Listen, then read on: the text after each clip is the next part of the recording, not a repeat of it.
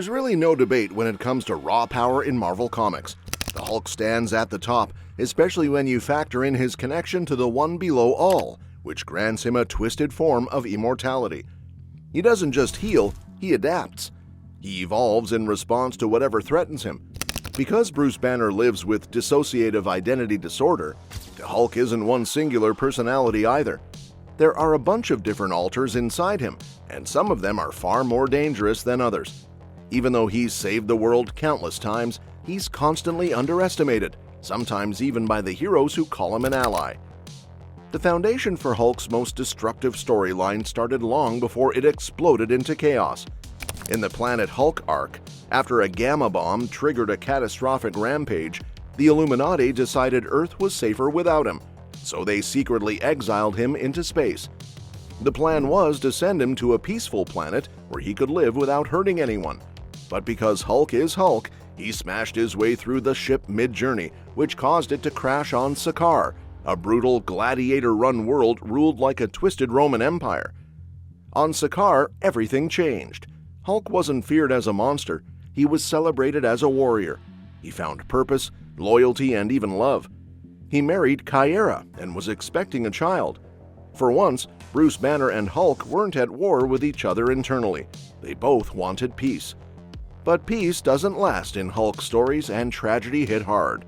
When the ship that brought him to Sakaar exploded due to a core meltdown, it killed thousands, including Kyera. Hulk believed Earth's heroes were responsible, and that grief transformed him into something far worse, the World Breaker. That version of Hulk wasn't just angry, he was focused, calculated, and ruthless. In World War Hulk, written by Greg Pak with art by John Romita Jr., Hulk returned to Earth with his war-bound allies and systematically dismantled the Illuminati. He crushed Black Bolt, overpowered Iron Man's Hulkbuster armor, destroyed Avengers Tower, and defeated the Fantastic Four. Military weapons were useless. Adamantium bullets bounced off him. Even his former friends like She-Hulk and Doc Samson couldn't stop him. Doctor Strange tried to appeal to Banner's humanity, but when he finally broke through, he discovered something terrifying. Bruce agreed with Hulk. That alignment between Bruce and Hulk made him unstoppable, because usually they're in conflict. Usually, Bruce wants restraint while Hulk wants destruction, but here, both wanted revenge. That's what made the World Breaker so dangerous. It took the combined might of Earth's heroes and eventually the Sentry to finally subdue him. And even then, it ended in more tragedy when Mike revealed he caused the explosion on Sakaar to keep Hulk in endless war. Now here's the big question. How can the MCU turn that into a solo live-action project when distribution rights around Bruce Banner have always been complicated? Marvel Studios already attempted a loose adaptation of Planet Hulk inside Thor Ragnarok. The Sakaar arena was there, the Gladiator Hulk was there, but because it was a Thor movie first, the emotional weight of Hulk's exile was stripped down to a bunch of surface-level references. The tragedy, the marriage to Kyera, the birth of Scar, none of that carried the same impact. Then after Avengers Infinity War, the MCU merged Bruce and Hulk into Smart Hulk, which softened the character significantly. That softness is the real obstacle. Because World Breaker Hulk requires rage, he requires loss, he requires betrayal. So if Marvel can't build a solo film fully around Bruce Banner due to rights issues, the workaround might already exist: Scar. The MCU quietly introduced Scar in She-Hulk Attorney at Law. That reveal surprised audiences because the franchise never properly explored Hulk's time on Sakaar. Kyera wasn't developed, the emotional groundwork wasn't laid. But even though the setup felt rushed, the presence of Scar opens a door that Marvel Studios fully controls. Universal may hold certain distribution rights tied to Hulk solo films centered on Bruce Banner, but they don't own Scar in the same restrictive way.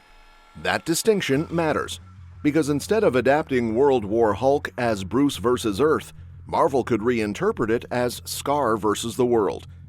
Think about how that would work. Scar in the comics is not a gentle hero. He's a product of Sakaar's violence. He carries Hulk's strength and Kyera's old power abilities. He doesn't have the same emotional ties to Earth's heroes. So if something catastrophic happened, say Red Hulk and the leader manipulated events to eliminate Bruce Banner permanently, Scar's reaction wouldn't be measured, it would be apocalyptic. The MCU is already building a gamma-powered corner of its universe. Red Hulk is coming into play through Thunderbolt Ross. The leader has been teased and is positioned as a long-term threat. She-Hulk exists, Abomination is active.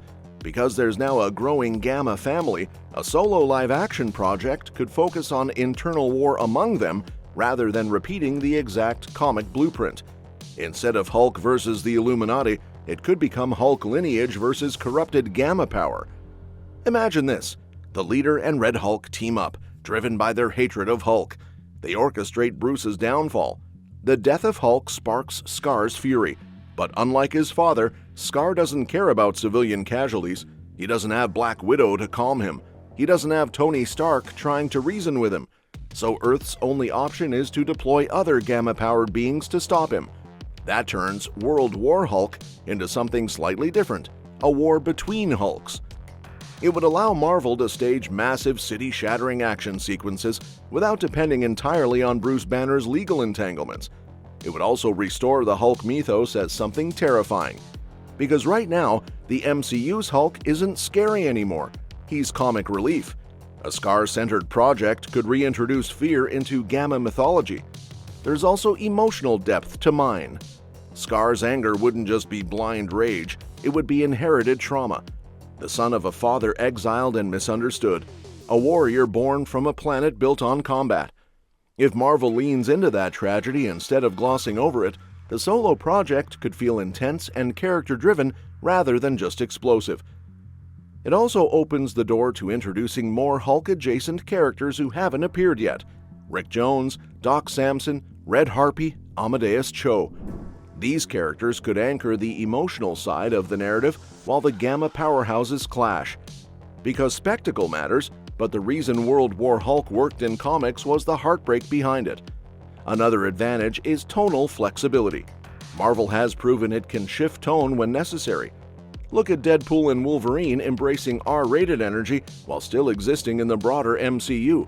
A Scar-led Hulk project could adopt a darker, more grounded tone without disconnecting from the larger universe.